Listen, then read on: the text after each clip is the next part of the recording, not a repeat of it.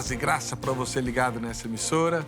Toda sexta-feira, nesse horário, logo depois do Jornal das 22, temos o Vejam Só Entrevista.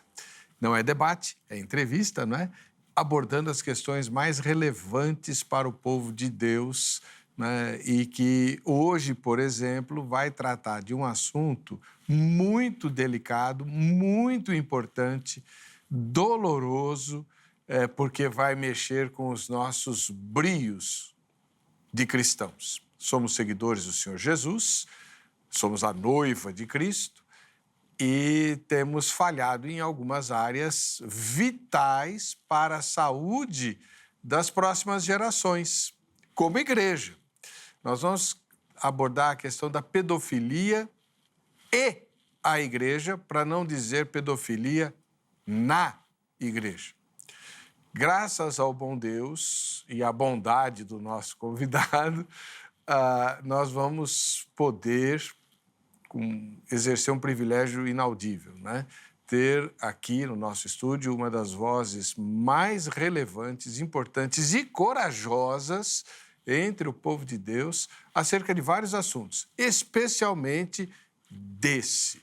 Ele é um dos especialistas, como cristão brasileiro, na questão da pedofilia e, obviamente, naquilo que abarca a realidade da igreja. Estou falando do pastor Renato Vargens, que é ministro da Igreja Cristã da Aliança, lá em Niterói, viajou por conta dele, né, aqui para São Paulo para participar da nossa gravação. E eu queria expressar o meu louvor a Deus e a minha gratidão mais profunda por esse gesto do irmão. Deus o abençoe, pastor. Pastor Heber, para mim é uma alegria muito grande participar desse programa e poder contribuir de alguma forma com algumas percepções que tenho desenvolvido a respeito deste e de outros assuntos. Mas eu estou longe de ser um especialista, de ser uma das pessoas que mais entende sobre o assunto. Tem muito mais pessoas, ou tem gente que sabe muito mais do que eu e que conhece mais do que eu. Mas a gente tem tentado, na igreja a qual pastoreio, criar algumas estruturas de proteção para as crianças que, de repente, pode ser interessante para aqueles que nos assistem entender e compreender. Pastor, onde fica a Igreja Cristã da Aliança que o senhor preside? A Igreja Cristã da Aliança ela fica em Niterói, né? O lugar mais bonito do Rio de Janeiro, né? O pessoal diz que a cidade maravilhosa é a mais bonita, verdade, mas há controvérsias, né? Então, Niterói é onde é a nossa igreja, ela fica em Pendotiba, na porta da região oceânica da cidade, na Estrada Caetano Monteiro, 2380. É uma igreja de 23 anos, é uma igreja muito nova, de fé reformada, e que tem plantado outras igrejas também de fé reformada Brasil afora. Os cultos lá são que dias e horas? Então, nossos cultos eles acontecem de forma dominical. Assim como São Paulo, o Rio de Janeiro hoje fica difícil você ter reuniões já no meio de semana.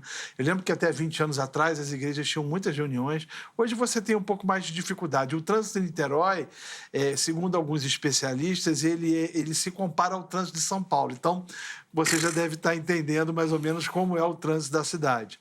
Então, nossos cultos são dominicais e durante a semana nós funcionamos em pequenos grupos.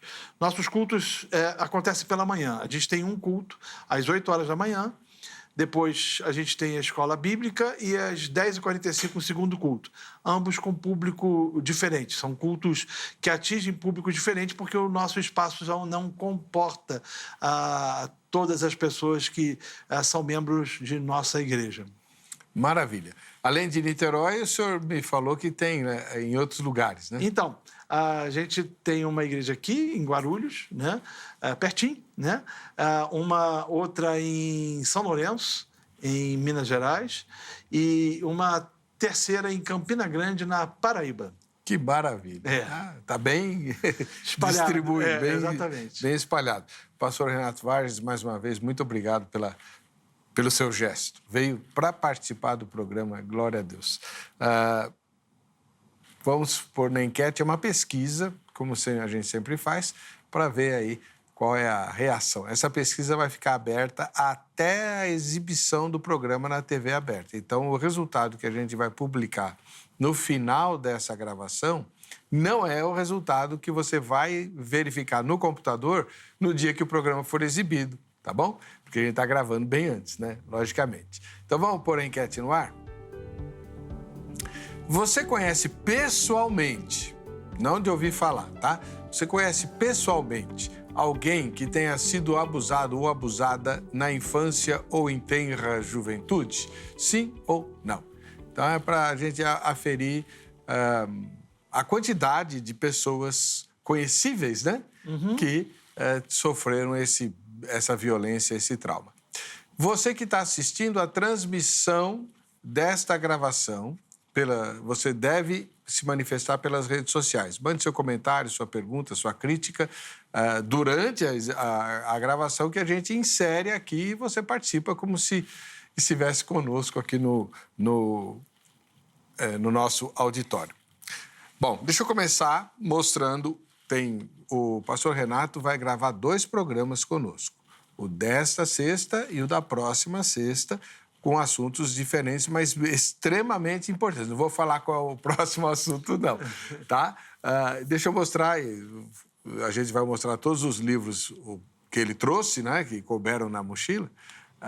Esse daqui é o Pais Fracassados, que tem a ver com a falência da paternidade, né, entre o povo de Deus. Uma das coisas que mais me agrada no seu ministério, pastor, é a sua coragem profética de mostrar onde nós estamos falhando. Que, como diz a juventude de hoje, a maioria dos que estão na mídia passa pano para os nossos erros. Teve até aí alguém, né, muito importante que falou, acho que a gente devia fazer que nem os católicos, esconder as nossas feridas, nossas mazelas. E o senhor não. O senhor é uma das poucas vozes que, com autoridade bíblica, profética e divina, fala, tem que corrigir, está errado, né? Parabéns, que Deus continue abençoando e usando o irmão nessa direção.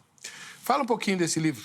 Então, o livro Pais Fracassados foi o último que eu lancei, ele foi publicado pela editora Trinitas, e ele surgiu com a proposta de tratar dos personagens bíblicos que fracassaram em suas missões, tanto de paternidade quanto de maternidade. Então, na verdade, eu vou começar por Adão. Adão fracassa como pai, né? Ele fracassa como pai. E você fala, talvez esteja pensando, mas fracassa como, né? No livro eu vou dizer, né? Por exemplo, deixa eu dar um spoilerzinho dele, tá, né? O texto bíblico vai dizer que é o Senhor que vai corrigir Caim quanto à postura que ele estava desenvolvendo em relação ao seu irmão Abel. A característica de Adão é que ele foi omisso tanto no seu matrimônio, no seu casamento, porque ele se omite com Eva, e da mesma forma ele vai se omitir, mesmo seu filho já sendo adulto, em admoestá-lo, em corrigi-lo, que o semblante dele tinha caído e que ele estava com inveja do seu irmão. Então, eu vou tratar, né, de Adão, de Abraão, Isaac, Jacó, vou falar de Jezabel, que foi mãe, e as características impetradas que ela proporcionou à vida de Atalia, sua filha. Então, a ideia é olhar para os personagens e vê-los do ponto de vista da queda, onde eles fracassaram. Porque, se a gente for pensar em fracasso, todos nós fracassamos, né? O nosso papel é tentar fracassar menos do que aqueles que a Bíblia nos mostra como exemplo, a fim de que a gente não cometa erros crassos como esses cometeram. Então, a ideia é pegar os personagens bíblicos, olhar para eles, fazer um raio-x, ver onde eles erraram, Samuel, Eli e tantos outros, e tentar, de alguma forma, aplicar isso ao nosso cotidiano. Tanto que ele vem... Todos os meus livros, eles praticamente vêm com isso, com perguntas e respostas no final de cada capítulo. A ideia é que você crie um grupo de discussão e que se possa, de alguma forma bem prática, porque a questão é o seguinte, a gente parece que brinca de poliana, né? Faz o jogo do contente. O que a gente tem a impressão é de que no culto nós temos uma expressão e fora dele nós temos uma prática absolutamente distinta e diferente daquilo que se tem no culto. O que é uma hipocrisia, né? Eu não estou querendo de forma nenhuma exercer ou incentivar um fundamentalismo exacerbado e que é possível. Não é isso.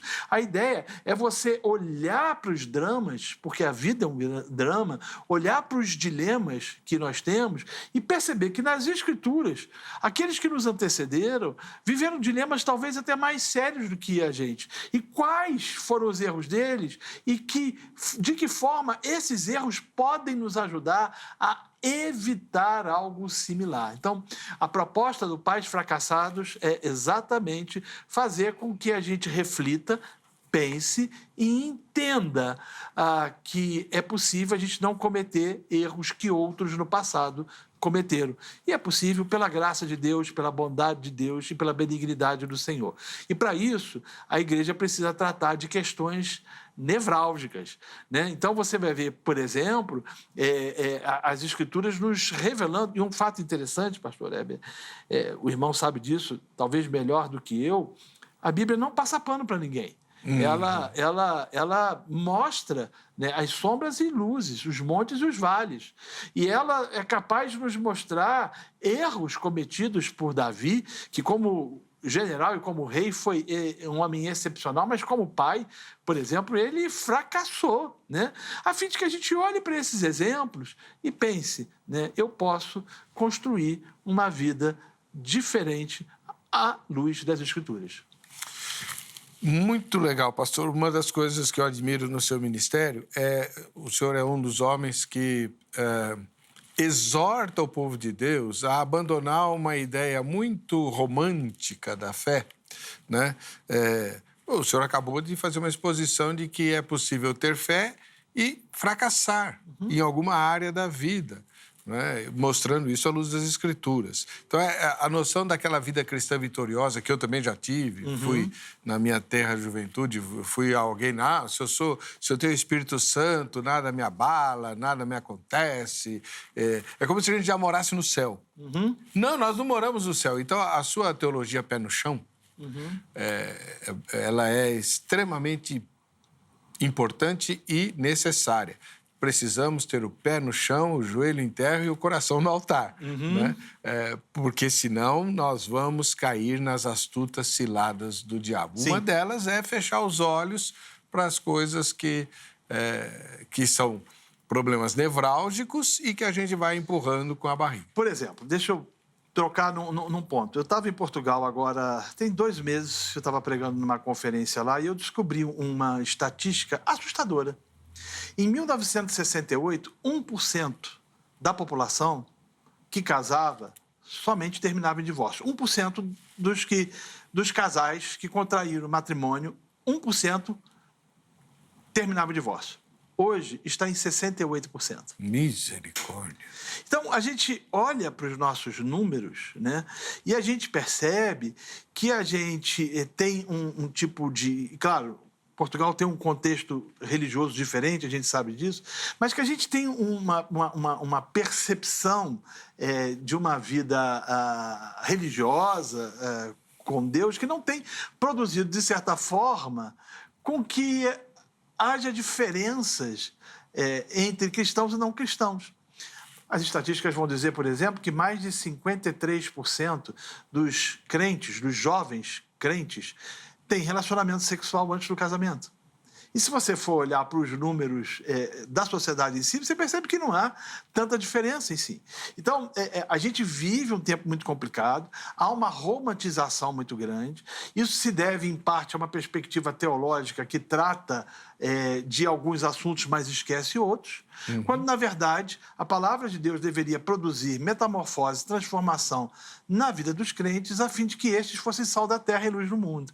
Então, num tempo relativista como o nosso, num tempo onde o relativismo tem tomado conta do coração das pessoas, a gente ouve esses números e esses números deveriam nos espantar, mas não nos espanta, não nos faz ficar ruborizados de vergonha, porque a gente passou a enxergar as coisas com muita naturalidade. Uma dessas coisas que eu jamais vou conseguir compreender e aceitar é justamente a questão da pedofilia, Sim. onde a maioria esmagadora dos casos ocorre no ambiente doméstico, com pessoas que convivem com a vítima. Muitas dessas pessoas moram junto com a vítima e que esses casos são acobertados. Eu já tratei de alguns casos em que a própria mãe Sim. da menina defende o agressor em vez de defender a filha. Eu não consigo entender isso, pastor. Sim. No ambiente da igreja. Infelizmente, o problema da pedofilia é um problema que não é novo, né? Na verdade, numa sociedade, ou a sociedade brasileira especificamente, que é uma sociedade, de certa forma, autoritária do ponto de vista da posse, né? Então, você vai perceber, às vezes, alguns pais entendendo o seguinte: se são minhas filhas ou meus filhos, logo eu tenho direito de fazer o que bem entender com eles, ainda que isso fira efetivamente pressupostos relacionados à decência e à dignidade. Então, se a gente for olhar para a nossa história e olhar para o período, até mesmo século XIX, século XVIII, essa sempre foi uma prática comum, não somente à sociedade brasileira, mas a inúmeras sociedades no mundo. O grave é quando a gente percebe que essa prática ou esse tipo de comportamento se faz presente também na igreja. Porque a igreja ela não deveria jamais ser condizente com esse tipo de atitude, com esse tipo de ação. Na verdade, a igreja deveria ser firme em relação a algumas questões. Eu, por exemplo, partindo para um outro ponto, se eu recebo uma denúncia de que o marido está batendo na mulher, né, esse cara tem que ser denunciado à polícia. Da mesma forma, a denúncia, se um membro da igreja a qual eu pastoreio, né, está cometendo pedofilia, esse cara tem que ser denunciado à polícia. O problema é que a gente faz de conta que nada está acontecendo e vive ou impõe uma espiritualidade que aparentemente é saudável, mas no final está produzindo e provocando o adoecimento no coração de inúmeras pessoas que sofreram esse tipo de abuso. É complicado, é difícil, né? E é extremamente necessário com que a igreja se posicione. E ela precisa se posicionar de forma efetiva, dizendo que isso é crime, né? A gente vê hoje parte da imprensa. Eu lembro até de uma jornalista de um determinado canal de televisão, ela tentando jogar a ideia de que isso era um problema, um distúrbio psiquiátrico, neurológico, seja lá o que for, e que deveria ser tratado com compaixão. Não, isso é pecado, né? A gente precisa dar nome aos bois. É pecado. E é um pecado grave, né?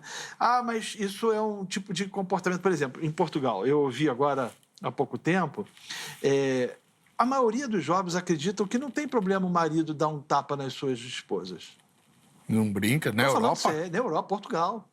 Então, culturalmente, eles entendem isso como se, assim, fosse direito. Então, assim, é assustador. Então, assim, qual é o papel da igreja? Como é que a igreja... Por isso que voltar às Escrituras e deixar as Escrituras falar aos nossos corações quanto a assuntos nevrálgicos. A Bíblia sempre ela vai se contrapor algumas percepções, ela sempre vai se contrapor algumas questões sociais e culturais que se tornaram banais na sociedade a qual a gente faz parte. Mas a impressão, às vezes, que a gente tem é que a igreja está brincando de Zeca Pagodinho, deixa a vida me levar, a vida leva eu. Ela vai deixando as coisas caminhando de forma com que assuntos caros não sejam tratados. A consequência disso, né, é uma sociedade adoecida e é uma igreja adoecida.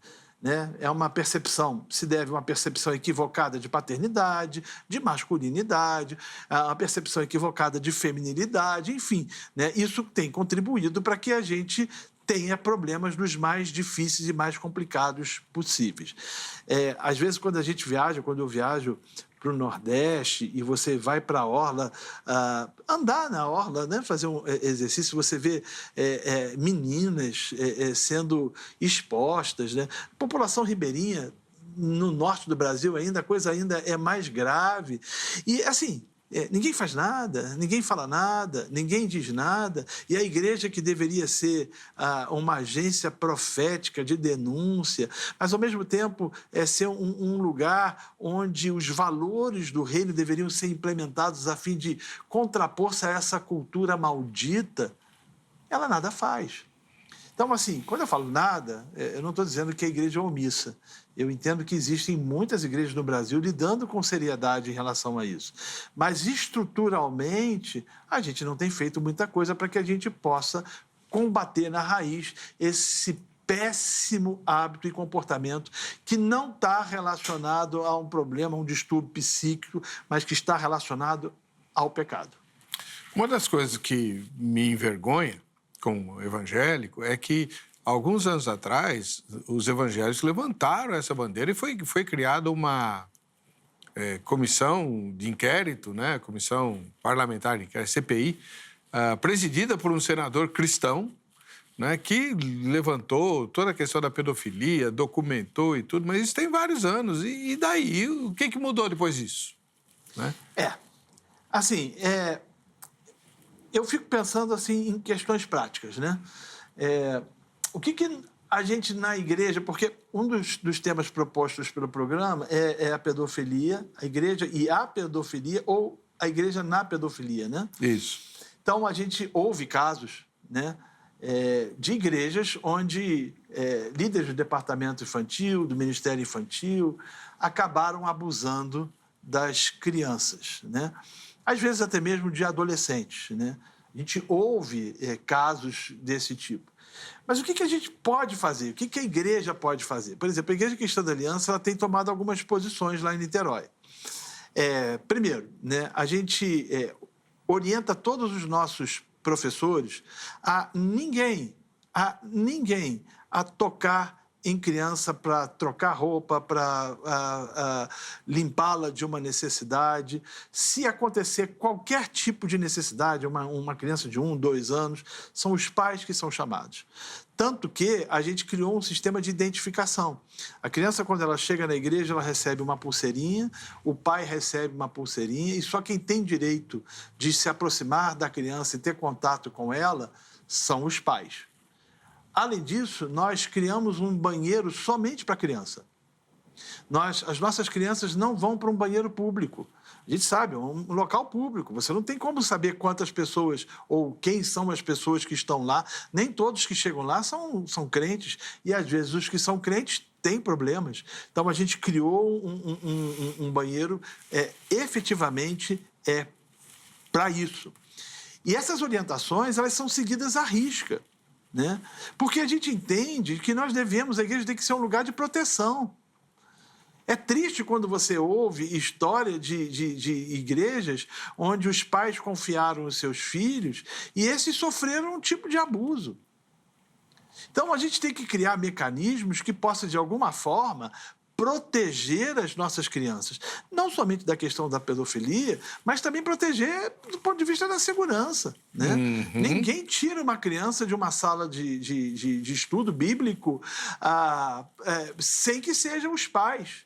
Então, a gente tenta criar esse entendimento, essa compreensão com as crianças. Ademais, a gente entende também que precisa haver treinamento, capacitação e qualificação aos pais para desenvolver o seu papel. Porque, pastor, a gente se prepara para tudo na vida, né? O sujeito ele se prepara para ser médico, ele vai passar 6 anos na universidade, engenheiro, jornalista, seja lá o que for. Mas já se deu conta que há um despreparo enorme, primeiro para o casamento e segundo para a criação dos filhos? Não preparo nenhum, né? Nenhum. São poucas as igrejas, por exemplo, que têm cursos de noivos. Na nossa igreja a gente tem, né? Então a gente tem curso de noivos, trata de questões relacionadas à educação, problemas relacionados à sexualidade, problemas relacionados ao relacionamento entre marido e mulher, do ponto de vista das suas divergências, e a gente tenta, de alguma forma, trazer a capacitação. A gente está com um curso que a gente vai começar agora, chamado No Passo dos Meninos, que trata especificamente daquele episódio em que Jacó está indo ao encontro de Esaú e ele vai andando vagarosamente no passo dos meninos. Os meninos têm passos diferentes, as crianças têm percepções diferentes. Nós precisamos lidar com elas, tratá-las e prepará-las para uma sociedade absorta em maldade. Então, se a igreja faz vista grossa, nada acontece, isso não... Assim, ela está... Deus cuida. Deus cuida, ela tá falhando na sua missão. Mas se, por um lado, ela treina, ela capacita, e ainda assim, né, a gente sabe que os problemas acontecem por causa da maldade do coração do homem, o homem é mau em sua natureza, o homem é absolutamente mau, né? Ainda assim acontecem determinadas situações. Mas o que a gente não pode fazer, como eu falei no início, é fazer o jogo do contente, fazer de conta que nada está acontecendo. Né? Porque o que a gente vê é que há um problema grave no trato das crianças, há um problema grave no trato com os pequeninos. E como o irmão mesmo disse, às vezes não é da igreja, às vezes vem dos avós, vem dos pais, vem dos tios. Né? Então, assim, ensinar os pais a terem ferramentas para se protegerem e para protegerem os filhos, o que não é fácil. O que não é fácil. Quer ver uma situação extremamente comum hoje, mas extremamente comum? O irmão mencionou a quantidade absurda de divórcios, né? Então, o casamento não dá certo, sei lá, né? Acaba vindo o divórcio. Só que a moça tem uma filha, às vezes criança, que vai virar uma adolescente ou já adolescente. Ela se preocupa com a pessoa com quem ela vai começar a querer engatar um novo relacionamento com vistas ao casamento? A quantidade estapafúrdia de abusos acontece com padrastos. E a própria mãe da menina só pensou nela. Sim. E o que, assim, acontece, e uma coisa que me chama a atenção é que parece que às vezes rola um pouco aquela coisa da síndrome de Estocolmo, sabe? Aquela sensação que a pessoa fica presa ao sequestrador. E o sequestrador, no caso aí, é aquele que fez mal ao indivíduo. Parece que é uma coisa simbiótica. E aí opta-se pelo silêncio. Uhum. E o silêncio, ele geralmente vem por vergonha, às vezes por dependência emocional, social e financeira, e às vezes porque não quer criar nenhum tipo de escândalo, então prefere jogar as coisas para debaixo do tapete. O que é um erro, né? Essa ausência de punição na sociedade, principalmente dentro do contexto brasileiro, ela se uniu ou se une, de certa forma, àquela coisa, não julgueis, não julgue. Credo. Não julgue, né? Não vamos julgar, né? Só quem pode julgar é Deus. E aí, nessa perspectiva, fecha-se os olhos para coisas sérias. Então, eu vou entender que existem determinadas situações, né, de abuso, que a polícia tem que ser o assunto tem que ser levado à polícia. Ela tem que ser acionada. Há questões, né, que precisa mesmo ter a denúncia do crime cometido. Porque uma criança que cresce assim e ela percebe que seu pai e que sua mãe nada fizeram, que sentimento ela vai ter de proteção, de cuidado? Ela vai chegar numa determinada idade, ela vai falar o seguinte: eu sofri e ninguém me protegeu, ninguém cuidou de mim, ninguém viu as minhas dores, ninguém lidou com as percepções doentias que a minha alma absorveu. Então, as famílias precisam ser firmes em relação a isso. Algumas mulheres precisam romper com essa síndrome de Estocolmo. Elas precisam romper com isso, né? E estabelecer de que aquilo que foi cometido, a ideia de que aquilo que foi cometido é um crime e que precisa ser punido segundo o rigor da lei. Tem aqui alguns comentários. Eu exorto você que está assistindo a gravação do programa, entre nas nossas redes sociais, mande sua pergunta, seu comentário. O Edson Giacomini diz: bom dia a todos, parabéns pelo tema do programa, graça e paz. Para você também, Edson. O Joseildo Marim: bom dia, pastores. Minha pergunta é: uma vez identificado e comprovado pedófilo, qual a punição aplicada pela igreja? Excelente pergunta. Eu posso responder? Lógico, né? O senhor está aqui para isso? Então, a primeira coisa, comprovado, né? Comprovado isso, a questão da pedofilia, há duas percepções que precisam ser tratadas. A primeira é a denúncia à polícia, ou Ministério Público, seja lá o que for, né? É uma denúncia que precisa ser feita. Segundo, a partir do momento em que houve a instauração do processo pelo Ministério Público, o processo de exclusão precisa ser feito da vida desse sujeito. A Bíblia nos remete ao entendimento de que a prática do pecado ela precisa ser tratada com firmeza. Paulo, tratando daquela questão lá de 1 Coríntios capítulo 5, quando ele fala de um rapaz que estava tendo um relacionamento sexual com a esposa do seu pai. Né? Ele diz: me admiro como vocês ainda não tomaram, estou parafraseando o texto, não tomaram uma providência em relação a isso. Então, assim, a igreja ela perdeu um pouco da disciplina. Dando um pouco de spoiler, eu vou tratar disso no nosso próximo programa. Certo. Mas eu não vou dizer o que é, tá? Ela perdeu um pouco dessa questão desse papel disciplinador, né? Então, ela parece que ela vive no mundo da fantasia. Né? Ela se dobrou pelo politicamente correto e por aquilo que eu chamo de uma nova filosofia, que é o deboísmo. É uma expressão carioca. Como é que você está? Estou de boa. Deboísmo? Deboísmo. Ou seja, ela não quer, ela não deseja determinados confrontos porque é exaustivo, exaure a alma, seja lá o que for. Então, comprovado o caso comprovado, denúncia à polícia. Instalou-se o inquérito, comprovado judicialmente, né? O Ministério Público comprovou aquilo. Processo de exclusão na igreja. Né? Ou de disciplina, obviamente, com arrependimento e com exclusão. Né? Caso não haja arrependimento. Mas a igreja precisa lidar com seriedade com isso. Não dá para a gente não lidar com essa questão. É extremamente importante essa fala do irmão, porque, assim, quando acontece de as pessoas envolvidas, as autoridades eclesiásticas e a família da vítima reconhecerem que foi a polícia, houve...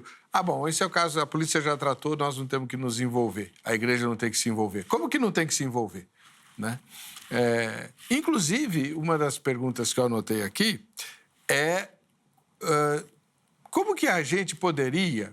Eu já me imaginei muitas vezes nessa situação, que eu comecei essa cruzada que eu falei para o senhor antes do programa e tal. Se alguém me procura, um homem me procura e fala assim: pastor, tenho acompanhado o seu trabalho, preciso de ajuda. Eu tenho tendências pedófilas ou eu sou um pedófilo. O que eu faço com ele? Como que a gente lida com o pedófilo? Assim, o pedófilo que quer ajuda. Então, a primeira coisa é levá-lo ao entendimento de que aquilo que ele deseja afronta as Escrituras e é a antítese daquilo que a Bíblia considera como padrão normal de relacionamento. O relacionamento entre um homem e uma mulher adultos, tanto do ponto de vista emocional, espiritual e sexual. O relacionamento com uma criança afronta as verdades estabelecidas pelas Escrituras. Então, ele precisa entender o seguinte, que aquilo que ele está sentindo é pecado, porque fere aquilo que a palavra de Deus considera como normativo. Nós somos, como protestantes, guiados pela Escritura. A Bíblia é nossa única e exclusiva regra de fé. Então, se fere, é porque se ele tem aquele sentimento e fere as Escrituras, é porque aquilo é um pecado. pecado confessado, ele precisa de acompanhamento. E aí eu vou apontar para o discipulado, né? Esse acompanhamento, ele precisa ser contínuo, ele precisa ser paulatino e ele precisa ser perseverante, lidando com a pessoa, com aquela situação, crendo que o poder do Evangelho de Jesus Cristo é capaz de libertar o sujeito de toda a amarra, de todo o pecado, né? Então, eu acredito que uma pessoa que confesse e que peça ajuda, que esteja pedindo ajuda, ela precisa receber ajuda e ser acompanhada. Mas ela precisa ter entendimento que aquilo que ela está fazendo é um ato que afronta a santidade de Deus e afronta também a vida. Agora, o senhor vê, pastor, alguém com esse tipo de perfil de comportamento ou de tendência, vamos chamar assim, ele se aproxima de uma igreja, começa a frequentar, ele vê que tem crianças e jovens lá e, invariavelmente, tem o apelo lá, quem quiser trabalhar com criança, estamos... Aí ele se apresenta lá e vai... glória a Deus, Deus ouviu nossas orações e a gente põe o lobo dentro do... Na nossa igreja não vai acontecer isso. Na sua não. Deixa eu tentar explicar o que a gente faz, de repente serve isso de sugestão para outros, né? Há uma frase muito comum nas igrejas hoje que diz o seguinte, que a porta de entrada ela tem que ser aberta e a porta de saída tem que ser fechada. Não é isso que a gente ouve? A gente faz o contrário. A porta de entrada é fechada e a porta de saída é aberta. Ah, é? Deixa eu tentar explicar. Eu não estou dizendo que a gente não recebe pessoas. Tanto que a nossa igreja tem crescido. Nós estamos recebendo uma média de 100 pessoas por ano. Ela tem crescido. Mas a gente entende que o critério de membresia precisa ser trabalhado com muita seriedade. Então, quando uma pessoa chega... Hoje, infelizmente, a gente não vê mais isso, pastor. Não há cursos de membros, não há entrevistas com aquele que está querendo se tornar membro da igreja. Você não procura saber a historicidade, o background daquele indivíduo. O sujeito entra e sai e sem a menor dificuldade, sem nenhum tipo de pactuação, sem a gente saber quem, inclusive, aquele cara é. Então, a minha sugestão e o que a gente tem feito é o seguinte, a pessoa chega na igreja, ela está indo aos cultos, ela vai procurar a secretaria e vai falar, eu quero fazer parte da igreja. 6 meses de curso. Uau! 6 meses. E ela vai entender nossa declaração de fé, ela vai compreender o que nós cremos, nosso estatuto. E aí, depois de 6 meses de curso, né, ela tem a opção de querer ou não. Segundo, ela vai passar por entrevistas com os pastores. Os pastores vão entrevistar. Então, chegou um casal, você é casado? Né? Quanto tempo você é casado? Como é que é a sua história? Como é que é isso? Né? E ali a gente já consegue, né? Obviamente que não nos é possível, de forma absoluta, resolver essa questão, né? Mas a gente filtra em mais de 95%. Recebido como membro, salvo poucas exceções, em alguns casos, talvez, de áreas distintas da igreja não comprometedoras, a pessoa não vai começar a trabalhar com criança. Ela não vai ter em nenhum momento isso. Ela vai ter que ser acompanhada, discipulada, né, para que ela possa servir de modelo. A gente tem entendido também, parece controverso, né? Se, por um lado, boa parte da violência contra a criança se dá por homens, um dos erros que as nossas escolas bíblicas têm é não ter homens. Verdade. E aí você não tem referência. Boa parte das famílias hoje não possuem referência, porque os pais, né, não têm a menor condição de ser parâmetro para essas crianças. Então, uma igreja, ela precisa ser... Eu vou lembro aqui de uma frase de Calvino. Calvino dizia que o papel da igreja não é ensinar a criança, mas ela confirma aquilo que os pais ensinam. Entende? Só que a gente não tem isso, é uma utopia. Hoje a gente não tem. A gente vive hoje uma ausência masculina grande, quem acaba assumindo o papel é a mulher, e aí há essa ausência masculina também na escola bíblica. Mas você fala assim, puxa, mas a gente vai colocar aí homens que, na sua maioria, ainda que tenham mulheres que abusam sexualmente também, a gente sabe de muitos casos, em número menor, mas vai colocar homens, sim, porque precisa de referência. Agora, de que forma a gente vai colocar? Com tato e com jeito. Então, a gente pode chegar e falar na igreja, olha, nós precisamos de pessoas que nos ajudem com o departamento infantil. Mas se não passou pela classe de membresia, se não tem sido, não foi acompanhado, não pactuou com a igreja, não vai ser. E não vai ser mesmo, né? Mesmo que se voluntarie. Mesmo que se voluntarie. Não vai ser. Com isso, a gente visa diminuir possibilidades de abuso. Estou dizendo que é 100% efetivo? Jesus disse que o joio se misturaria ao trigo, né? A gente não tem essa possibilidade de, às vezes, penetrar, de pervadir o coração da pessoa. Mas a gente dificulta e cria uma estrutura. E essa estrutura é acompanhada por isso tudo. Por exemplo, nossos professores, todos eles com crachá. As crianças, todas elas com pulseira. As mães e os pais com pulseira. Banheiro somente para criança. A criança precisa ir no toalete. Não vai sozinho. A não ser que seja criança de 7, 6, 7 anos, 8 anos, que já pode, mas tem um banheirinho delas. E que professor não entra absolutamente e não toca na criança. Se precisar trocar a fralda, chama o pai, chama a mãe. Isso é uma forma de proteção. A gente entende que é um dos papéis, uma das coisas que a igreja pode fazer. Em segundo lugar, aquilo que eu falei no Passo dos Meninos, é tentar produzir esse tipo de educação. Terceiro, é confrontar o pecado através do púlpito. Né? Então, assim, na nossa igreja nós somos adeptos da pregação expositiva.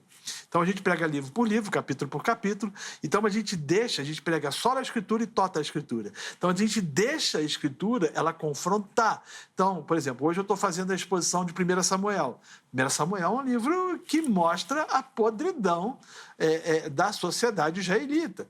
Então, assim, a gente precisa deixar com que a palavra de Deus trabalhe, o discipulado funcione e, ao mesmo tempo, crie algumas estruturas de proteção. Então, não vai rolar isso, deu uma volta, falei muito, mas não vai rolar essa coisa da gente chamar a pessoa, porque a porta de entrada é fechada e a porta de saída é aberta.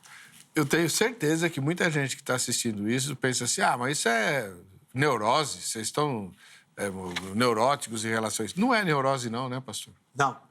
É neurose até ele descobrir que a filha dele, ou que o filho dele, sofreu esse tipo de violência. Eu tenho pastores, amigos, que já me retrataram coisas assim que você tem dificuldade de entender, né? Às vezes eu passo a achar também que existem determinados comportamentos que há uma influência diabólica e demoníaca muito grande. Por exemplo, uma pessoa violar sexualmente um bebê de 2, 3, 4, 5 meses. Né? Além de ser uma coisa hedionda, é extremamente demoníaca. Agora, nós precisamos de leis mais severas. Nós precisamos de leis mais justas. O problema do Brasil hoje, e sempre, né, é o passapanismo em cima da bandidagem. Né? Então, você percebe nitidamente que não há punibilidade e não há firmeza nas leis. É difícil. Muito complicado. Em contrapartida, também, há muita gente grande que tem gente na família envolvida com isso também e que também não tem interesse. E aí eu não estou falando da questão da igreja, mas na sociedade não tem interesse de tratar determinados assuntos, determinados temas. Mas é triste, né? Você vê, às vezes, adolescentes pensando em tirar a vida. E aí entra num outro problema, a questão do que não consegue lidar com aquela dor. Exatamente. Não consegue lidar com aquela situação. As referências que tem são as piores. Foi violada por um pai, por uma mãe, por um tio, por um avô. É muito comum também você ver isso. E aí ele entra num estado de desespero emocional, é tomado, às vezes, pela depressão em virtude disso. Nossa. E não são poucos os adolescentes que têm metido uma bala na cabeça por causa de dores como essa. As consequências são nefastas de maneira inimaginável para quem não se aproximou ainda desse tipo de tema de assunto, né? Agora, uma das coisas assim que mais assusta é a posição, digamos assim, oficial da sociedade em relação à questão.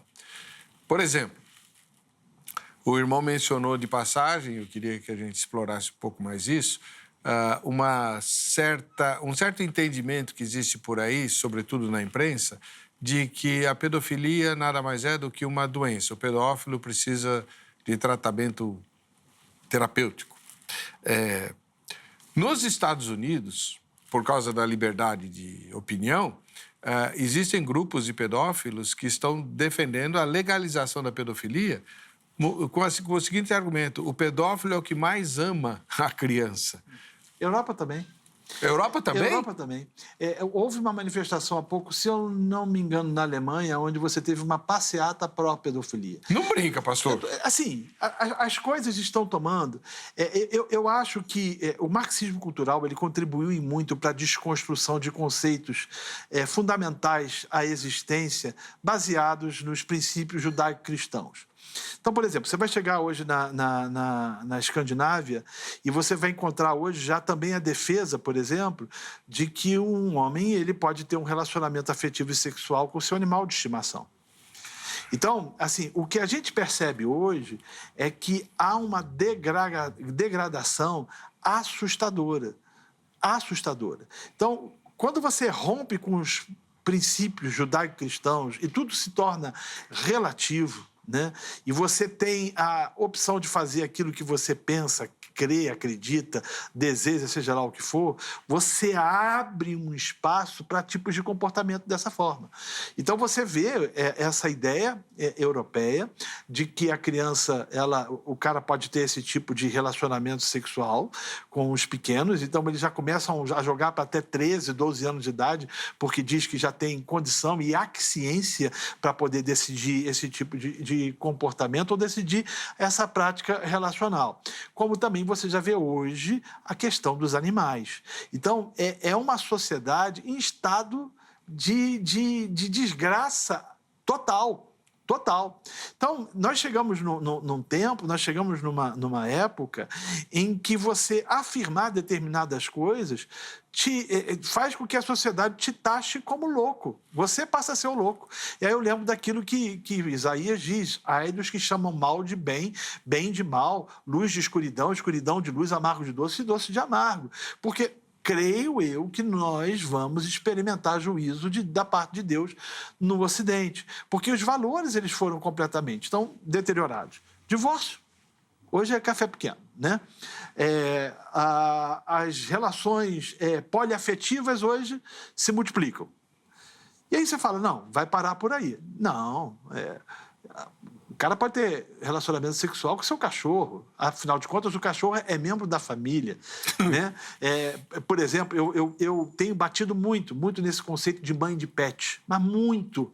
No livro Feminilidade em Crise, eu gasto um capítulo inteiro tratando dessa história. Né?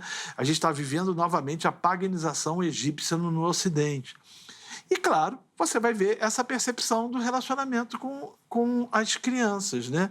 Com os pequenos, com os filhos ou com outros. Né? E aí a ideia é a normatização daquilo que não pode ser normatizado. Então, assim, a gente vive num tempo muito complicado, muito difícil, e eu não sei, caso não haja uma intervenção divina, porque só Deus pode intervir com um avivamento, com o poder do Espírito Santo, para que isso mude. Eu acredito numa coisa: só existe um poder capaz de mudar o coração de um homem. Se chama o Evangelho de Jesus Cristo. O Evangelho de Jesus Cristo é capaz de mudar a visão de mundo de um indivíduo em relação à pedofilia, seja lá o que for, e mudar o seu coração através do poder do Espírito Santo que regenera o pecador. Fora isso... Como é que o irmão tem visto? Eu não sei lá no Rio, mas eu acredito que seja no Brasil inteiro, né? Eu moro numa cidadezinha de Minas Gerais e isso tem acontecido lá também. Então, nos grandes centros, pior ainda. Na escola, na escola fundamental. Estou falando escola, na minha época, chamava grupo escolar. Sim. Né? De primeira a quarta série. Tem havido, oficialmente, uma apresentação às crianças de uma visão da sexualidade múltipla. Né? Por isso, quase que o alfabeto inteiro lá, L, G, B, T, Q, não sei mais o que lá, aí entra o alfabeto grego também. Enfim, para mostrar que a sexualidade ela pode se manifestar de múltiplas formas e todas elas são aceitáveis. E, salvo algumas poucas exceções, como aquela psicóloga que... Aliás, ela não tem vindo mais aqui, eu esqueci o nome dela agora. Ela já foi frequentadora assídua do Vejam Só, se levantando contra esse tipo de postura oficial da sociedade. A gente tem aceitado, nossos filhos frequentam as escolas comuns, né? Sim. Há um fator, e aí existia um cara chamado Antônio Granzis, um italiano infeliz maldito, né, que ele dizia o seguinte: a gente tem que ganhar o Ocidente. A gente tem que transformar o Ocidente numa perspectiva comunista. Mas a gente não vai transformar o Ocidente da mesma forma com que a gente fez com que o Oriente fosse transformado. A gente precisa desconstruir conceitos judaico-cristãos e a porta de entrada é a escola. Então, assim, o que a gente vê hoje, primeiro, é uma terceirização da responsabilidade. Pais e mães transferiram a responsabilidade para a escola. E, às vezes, transferem para a igreja, né? Né? Para a igreja que é responsável por educar o meu filho nos caminhos do Senhor. E esse conceito dos nossos dias, da escola, é um conceito que tem ganhado espaço, da escola intervir, da escola educar, tem ganhado espaço principalmente em questões relacionadas ao viés progressista, que diz que a criança não pertence à família, a criança pertence à escola. Então, ao Estado, melhor dizendo. Se a criança pertence ao Estado, logo o Estado pode ditar as regras e estabelecer o que é que deve acontecer. É um problema, né? A gente tem famílias omissas, a gente tem famílias despreparadas, a gente tem famílias onde encontram pessoas que promovem pedofilia e outros tipos de violência contra a criança, e aí, eu não posso fazer nada, não tem como fazer nada, eu transfiro para a escola. O que a escola faz? Né? Ela introjeta no coração das pessoas. Por exemplo, o número de crianças de 7 anos, 8 anos de idade, se você for fazer uma pesquisa, 10 anos de idade, que vão dizer que são bissexuais, é muito grande. Gigantesco. Gigantesco. Porque muitas dessas crianças não conseguem discernir muito essa coisa do amor. Essa percepção até do meu amigo Felipe Fontes, que é pastor presbiteriano, não sei se ele já veio aqui. Ele fala o seguinte: existem vários tipos de amor que a Bíblia diz, né? O amor filos, o amor eros, o amor ágape. E às vezes um menino de 7 anos, né, ele sente um amor por um amigo e a sociedade, essa escola ou essa sociedade vai dizer que é eros, quando na verdade é filos. E aí cria uma confusão na cabeça da criança de forma absurda, de forma assustadora. Então, assim, eu acho que a gente precisa fazer algumas coisas. Não somente fortalecer as famílias na igreja, não somente promover educação aos pais, mas eu penso que a gente precisa resgatar o conceito de que atrás de uma igreja você vai ter também uma escola. Observe. Até 50 anos atrás, era comum igrejas terem escolas confessionais. Sim. Então, como é que a gente vai se contrapor a uma sociedade tão doente como essa? Uma sociedade que vomita, desculpe a expressão, na cabeça dos nossos filhos, conceitos absolutamente contrários às Escrituras. As estatísticas vão dizer que 60% dos adolescentes que entram na universidade no Brasil se desviam. 70% que entram na universidade nos Estados Unidos se desviam. Não estão preparados a lidar com as demandas. Não conseguem explicar questões relacionadas ao criacionismo, design inteligente. Não conseguem combater a bobagem do evolucionismo. Não conseguem lidar ou contrapor com conceitos relacionais provenientes do marxismo cultural ou mesmo do feminismo, que tem aquela ideia de desconstruir o patriarcado com uma visão absolutamente errada e antagônica. E aí o que acontece? Você manda ovelhas para a boca de lobos. Então, a igreja, ela precisa proteger as crianças, sim, nessas estruturas que eu mencionei há pouco, mas ela precisa também criar formas para que essas crianças possam estar preparadas para a escola, já que ela não tem escola confessional. Então, eu penso que uma das estratégias seria as escolas confessionais voltarem a acontecer e funcionar. Juntamente com isso, uma participação maior dos pais na vida das crianças, né? Agora, como é que os pais vão participar se eles não forem ensinados a isso? Então. Eu estou escrevendo um livro, pastor, chamado Salada de Gerações. Esse livro vai tratar das gerações Baby Boom, X, Millennium e Z. Que legal! A ideia desse livro é o seguinte, em primeira mão que eu estou falando aqui, ele vai ser lançado pela Trinitas. A ideia é pegar os comportamentos dessas gerações que hoje convivem todos juntos e trazer o cristianismo como instrumento de conversão de uma geração à outra. Somente o Evangelho. Minha tecla é essa. Somente o Evangelho pode fazer isso. E a igreja, ela tem papel prioritário para promover esse tipo de comportamento. Glória a Deus. Bom, a gente vai continuar essa entrevista já, né? Mas antes deixa eu falar para você que o pastor está mencionando o Evangelho. Quer conhecer o Evangelho e a Bíblia inteira? Né? Agrade.com.br é o site para quem quer consultar cursos bíblicos de alto nível feitos na plataforma EAD. Tá? Se você já fez a Agrade presencial, faça o EAD, você vai ver a grande diferença. Nós aprofundamos bastante o curso bíblico que a gente tinha na Academia Teológica da Graça de Deus. Quem quiser informações trazidas por um ser humano e não pelo computador, telefona de segunda a sexta-feira no horário comercial para 0 operadora 11 3115 0819.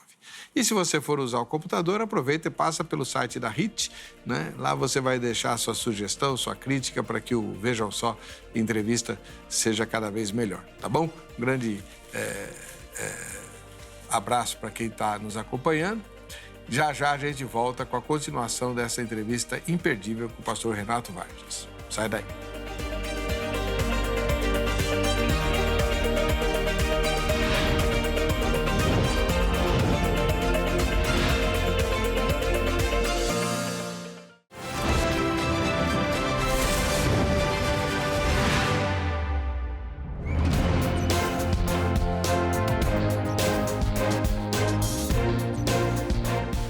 Momento, cadê você? Aqui do Vejam Só Entrevista. Bate sua foto aí durante a exibição do programa, manda para nós pelas redes sociais, você concorre aos presentes que a gente está sorteando aqui, tá bom? 3 fotos hoje. A primeira vem lá do município de Rio Grande, no Rio Grande do Sul. A Cristiana é nossa telespectadora lá em Rio Grande. Olha lá, ela fez o que eu falei, tirou a foto durante a exibição do programa, ainda estou eu lá, que beleza. Valeu, Cristiana, Deus abençoe você, especialmente nesse momento aí que o Rio Grande do Sul está se reerguendo, né? E agora a gente vai lá para Rondônia, em Ouro Preto do Oeste, nós temos Carmen Calais, ou Calais, como se falava em francês, né? Não sei como é que se pronuncia o sobrenome dela. Carmen, um grande abraço, que Deus te abençoe, obrigado pela foto aí comigo também lá atrás. Maravilha. E voltando ao estado do Rio Grande do Sul, o Marcelo é nosso telespectador lá. Tá aí, ó. Maravilha. Que legal. Ó a foto que ele bateu. Muito jóia. Um debate. Única vez que eu fui debatedor no Vejam Só. Única vez. O Zeca era o mediador, era sobre Ministério Feminino. Ministério Pastoral Feminino. Bom, hoje nós estamos com muita alegria recebendo o pastor Renato Vargens. Na próxima semana ele volta, porque a gente vai gravar hoje mesmo, né? Os 2 programas. E ele está falando sobre pedofilia e igreja. E tem algumas perguntas aqui. O Felipe Moura pergunta o seguinte: pastor Renato, como lidar com os problemas de relativismo cultural dentro das igrejas evangélicas? O senhor falou da escola, né? Tenho alguns amigos que, nesse contexto, vivem e pregam em suas igrejas, mas se rendem ao secularismo, né? E o Dan Moura diz: que bênção, pastor Renato. Tive o prazer de assistir uma pregação dele no Confronto. Confronto é um evento que o senhor faz? Não, de alguma igreja que eu fui. Tá. De uma igreja que eu fui, Dan Moura que escreve: bênção, né? Parabéns. E aí, e a questão do relativismo cultural na igreja?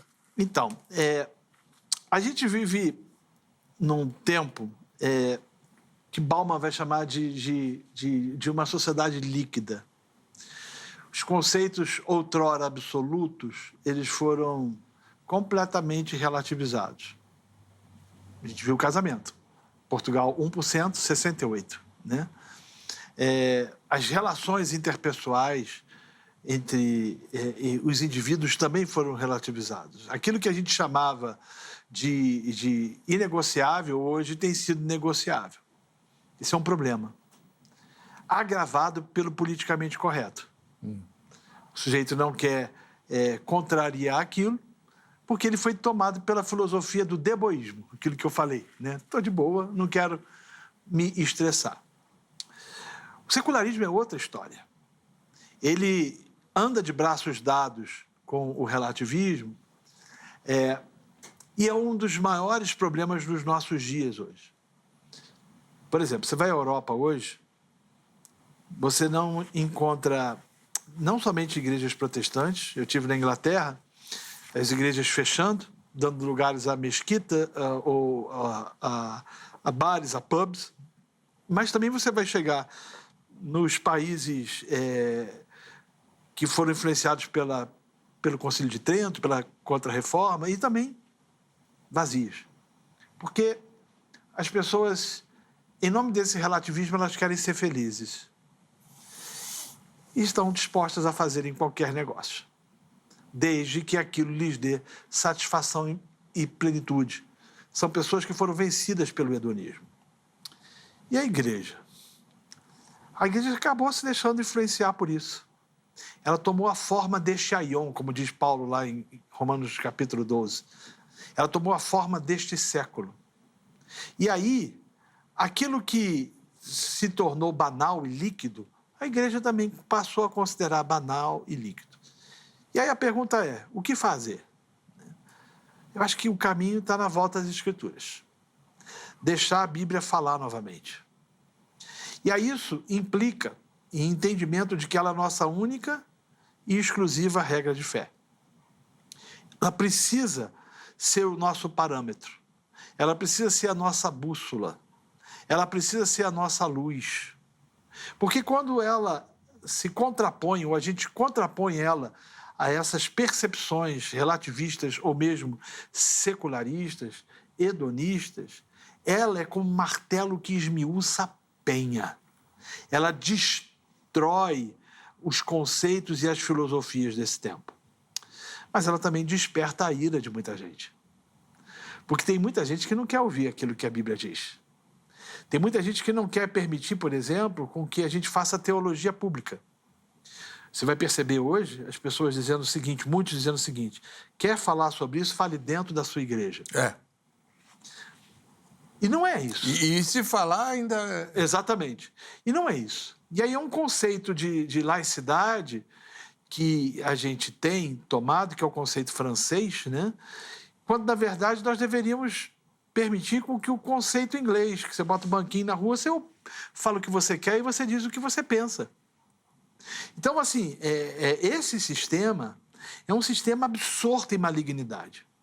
Então, ele está envolvido em filosofias que relativizaram o que não podia ser relativizado e que não quer permitir com que haja um contraponto. Mas a igreja tem que ser essa voz. Como dizia o primeiro-ministro Abraham Kuyper, primeiro-ministro holandês, ele dizia o seguinte: o papel da igreja é ser a voz da consciência da sociedade.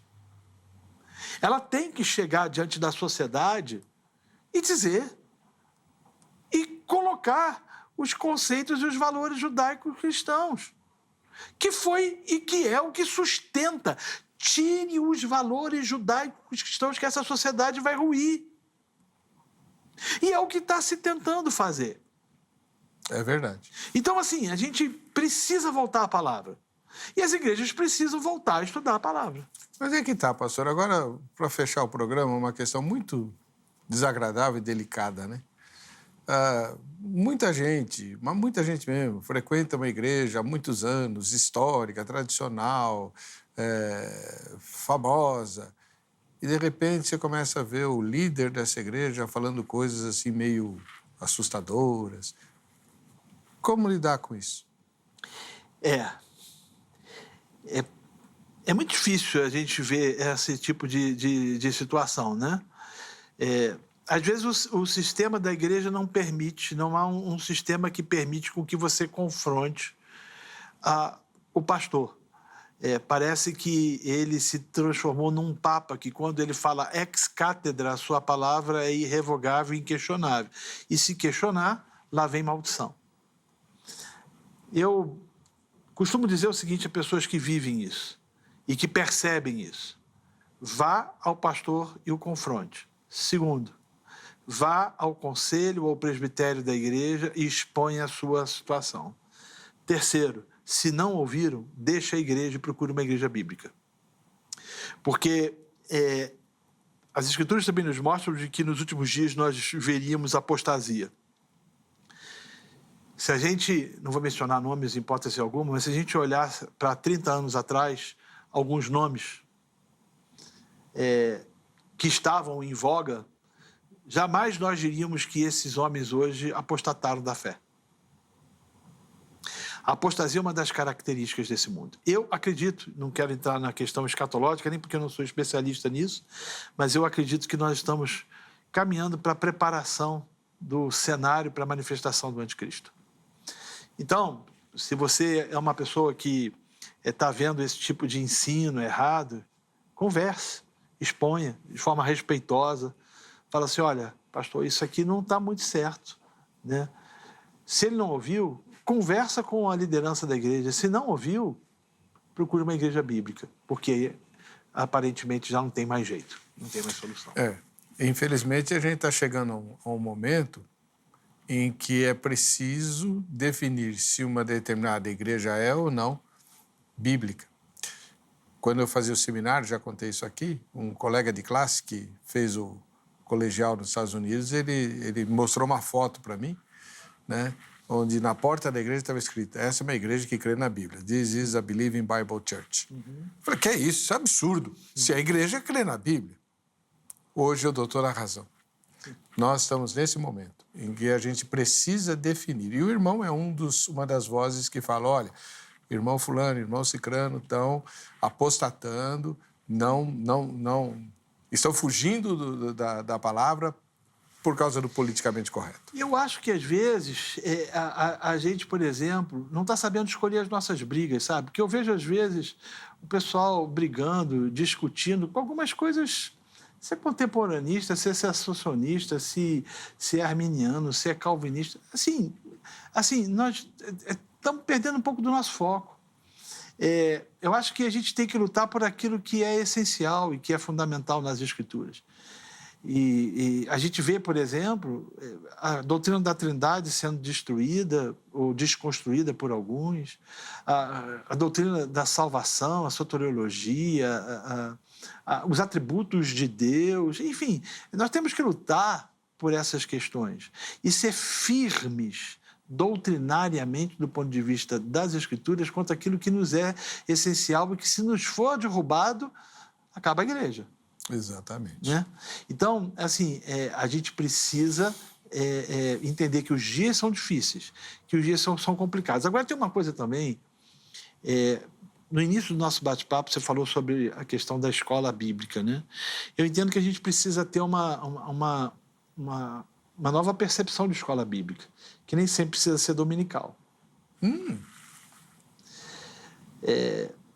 Você pode criar, dependendo da cidade, estruturas onde você pode ter uma escola bíblica que aconteça no meio de semana e que vá trabalhar com a proposta dela, que é a formação.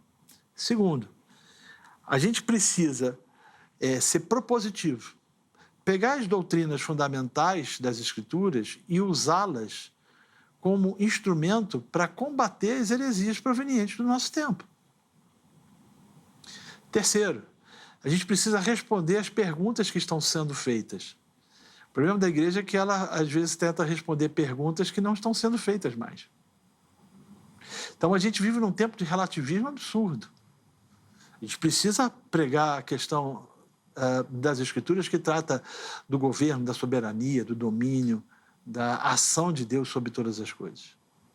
Então, é entender o tempo que a gente está vivendo. Há um texto em Crônicas, eu não estou lembrando agora, mas que diz que os filhos de Zacar, eles eram conhecedores do seu tempo e sabiam o que Israel deveria fazer.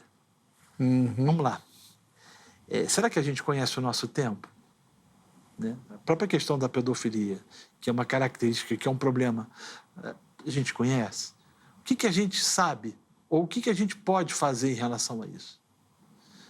A partir do momento que a gente abandona a Escritura, a gente vai colocar no lugar da Escritura percepções que, às vezes, por mais bem intencionadas que sejam, não vai produzir transformação em absolutamente nada.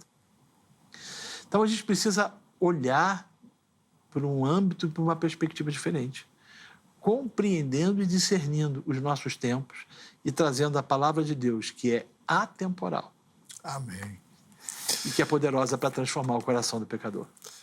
Nós conversamos aqui com o pastor Renato Martins, que volta na semana que vem, né? Volta na semana que vem para aproveitar essa passada dele aqui por São Paulo. Ele veio para participar das gravações e não perca, semana que vem, pastor Renato abordará outra questão também relevante, muito contemporânea, né, à luz das Escrituras. Muito obrigado, pastor, por hora.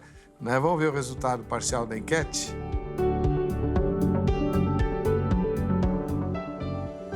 Você conhece pessoalmente alguém que tenha sido abusado ou abusada na infância ou em tenra juventude? 71% sim. E o restante não. Agora você percebe claramente a quantidade de abusos que acontecem perto de nós, porque conhecemos essas pessoas por nome.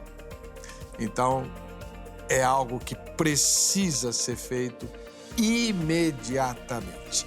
Para você que fica com a nossa emissora, a paz e a graça de Jesus, nos encontramos novamente daqui uma semana. Até lá.